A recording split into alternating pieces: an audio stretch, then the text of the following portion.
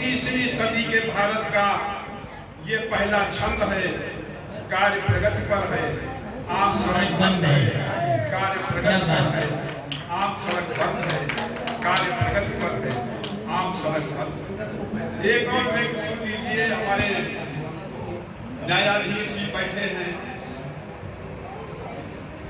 और दोनों का हम ध्यानाकर्षण चाहेंगे।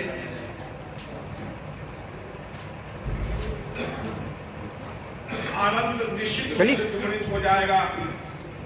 लोकतंत्र का पर्व मनाया जा रहा है और कितना सौभाग्य है अपने देश में कि 5 वर्ष में एक बार आचार संहिता लागू होती है और ये 2 महीने तक लागू रहेगी। फिर पूरे देश में दुराचार संहिता अपने आप जो है काम करने लगी। आचार संहिता केवल 2 महीने में और शेष जो है आचार संहिता की आवश्यकता नहीं है। लोकतंत्र की इससे अच्छी कोई परिभाषा नहीं है। अपने देश में जनता आम सड़क है, जनतंत्र एक ट्रक है जिस पर पब्लिक कैरियर लिखा है, लेकिन पूंजीपतियों का सामान भरा है। अपने देश में जनता आम सड़क है, जनतंत्र एक ट्रक है जिस पर पब्लिक कैरियर लिखा है, लेकिन पूंजीपतियों का सामान भरा है। ब्रेक, चुनाव, एक्सीलेटर, उपचुनाव, चुंगी, मध्यावधि चुनाव, पंचर, इमरजेंसी और हर देश की प्रगति को बताता है। सावधान, घायल मत हो जाना, जनतंत्र का ट्रक आता है, जनतंत्र का ट्रक आता है, जनतंत्र का ट्रक आता है। एक और सुनिए आप,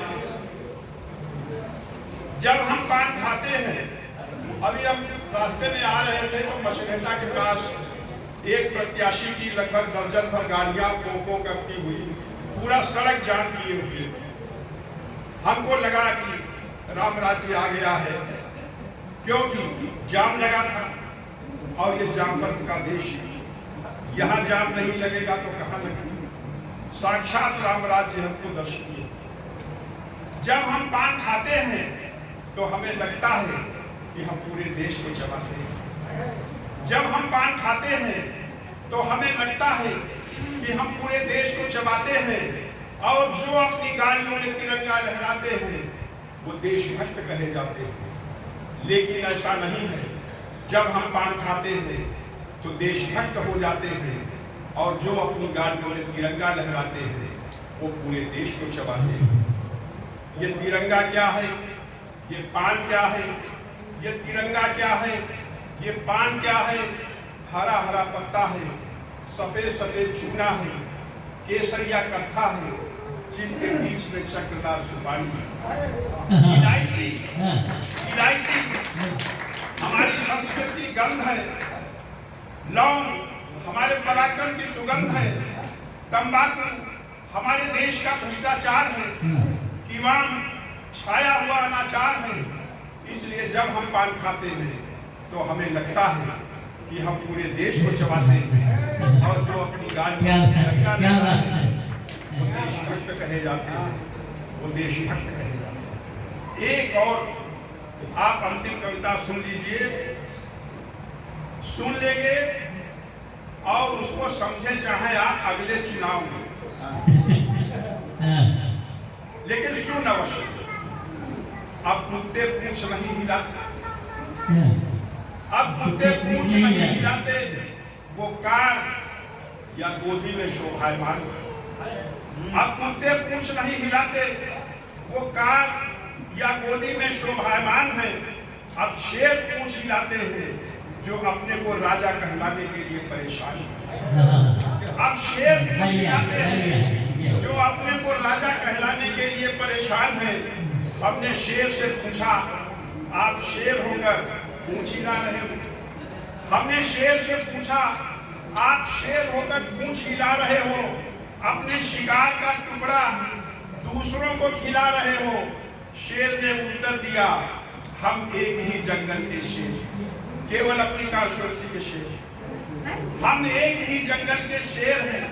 शेर ने उत्तर दिया, हम एक ही जंगल के शेर हैं जिसमें समय असमय के उलटफेर है।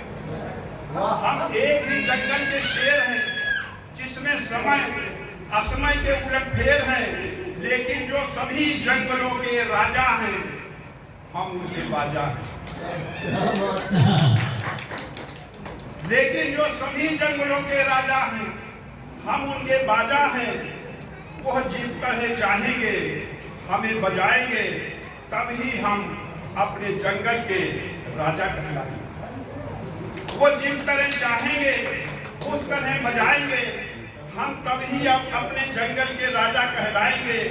इसलिए शेर बने रहने के लिए जरूरी है पूंछ हिलाना हमारी मजबूरी है। पूंछ हिलाना हमारी मजबूरी है। एक और दो लाइन पूछ करता सुन लो। स्वामी जी का हमको असीम आशीर्वाद प्राप्त होता है। अपने देश में अपने यहाँ पंचायत, हर्रा